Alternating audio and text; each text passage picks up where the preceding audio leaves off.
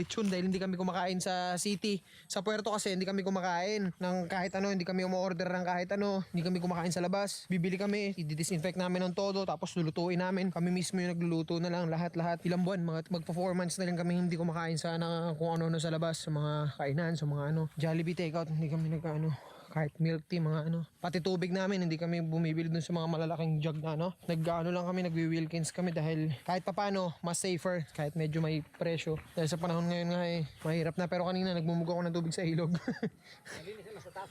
Pero malinis pa rin yun. Once na ilog yung mga ganyan, filtered na yan sa dami ng bato na dinahanan yan. Mga bato, lupa, graba. So filtered na yan. Ano yan pa? Malabaw.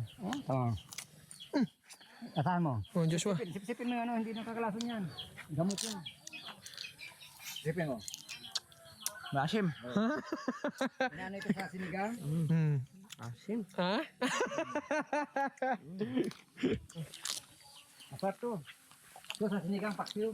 Yung paksiw. Parang ano? Tambis pa? Diyan kami dati nakatira